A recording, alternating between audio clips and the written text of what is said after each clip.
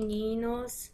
Hoje a gente vai discutir algumas questões que eu coloquei para vocês resolverem. Foram 5 questões. Eu escolhi 3 delas para a gente discutir um pouquinho aqui as respostas, tá certo? Uma delas foi a questão 1.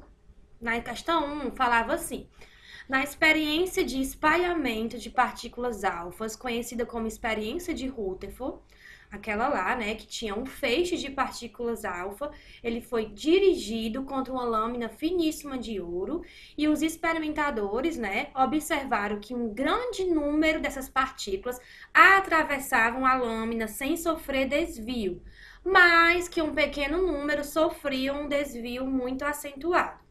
Esse resultado levou a Rutherford a modificar aquele modelo de Thomson, propondo então a existência de um núcleo de carga positiva de tamanho muito pequenininho e com praticamente toda a massa do átomo.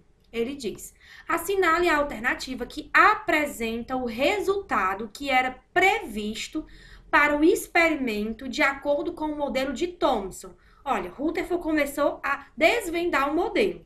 Ele só conhecia o de Thomson. Vocês lembram do modelo de Thomson, aquele modelo que a esfera era positiva, estava incrustado partículas negativas. Aquele era o modelo de Thomson. Ele só conhecia aquele. Então, se ele estava fazendo um experimento, o que é que ele ia achar que ia acontecer se o átomo era uma esfera positiva? Ele ia achar o quê? Que as partículas iam passar ou as partículas iam bater e voltar? Então, ele diz, qual a alternativa que apresenta o resultado que era previsto de acordo com o de Thomson? O que é que o Rutherford previu? Que a maioria das partículas atravessariam? Não, né? Porque Thomson disse que era uma esfera totalmente positiva. A maioria das partículas sofriam grandes desvios ao atravessar a lâmina? C. A totalidade das partículas atravessariam a lâmina de ouro sem sofrer nenhum desvio? D. A totalidade das partículas ricochetearia ao se chocar contra a lâmina de ouro sem conseguir atravessar. Então, não é a maioria. Olha aqui o modelo de Thomson, olha aqui. Como é que era o modelo de Thomson? Partículas positivas, partículas negativas incrustadas numa esfera totalmente positiva. Então, Rutherford, quando começou a fazer a experiência dele, ele imaginou que as partículas iam bater todas e voltar. Só que não foi o que aconteceu. Então, a alternativa seria a D. Ele ia esperar que a totalidade das partículas iam voltar, tá? Isso é o que Rutherford esperaria.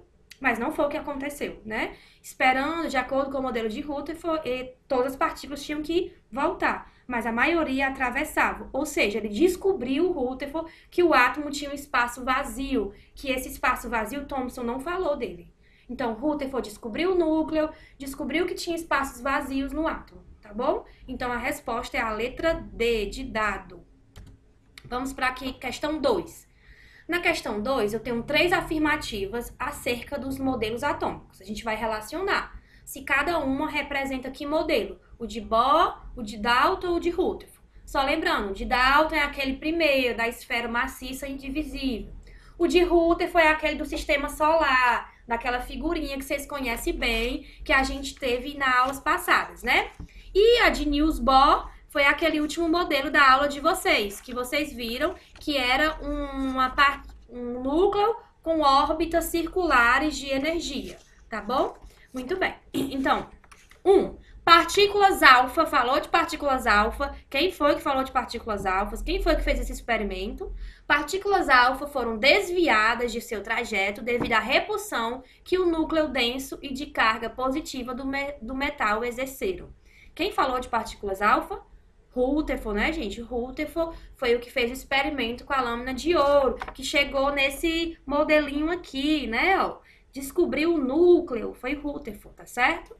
2. Átomos, que são esferas indivisíveis e permanentes de um elemento, são idênticos em todas as suas propriedades. Quem foi que falou em elemento, em átomo indivisível? Ele diz que átomos de elementos diferentes têm propriedades diferentes. Isso foi Dalton que falou, tá certo? Então, nós temos Rutherford, nós temos Dalton. E 3, elétrons movem-se em órbitas. Bohr falou em órbitas circulares de energia. Então, Bohr falou que existia um núcleo, né? E os elétrons estavam girando aqui ao redor do núcleo em órbitas de energia quantizada. Cada órbita dessa tinha uma energia fixa. Então, aqui a resposta nós temos Rutherford, Dalton e Bohr. Letra D, de dado. Tudo bem? Terceira e última que a gente vai comentar, uma questão bem simples que fala: o átomo de Rutherford, 1911, foi comparado ao sistema planetário. Esse lá, aquele modelo clássico. O núcleo atômico representa o Sol e a eletrosfera os planetas. A eletrosfera é a região do átomo que o nome já está dizendo, é eletrosfera. Então, lá está concentrado os elétrons. Os elétrons têm carga positiva ou negativa? Negativa. Então, tá aí, ó. Contém as partículas de carga elétrica negativa. Letra A. Então, aqui na região, ao lado do núcleo, nós temos a eletrosferas, que são as partículas de carga negativa. As positivas estão aonde?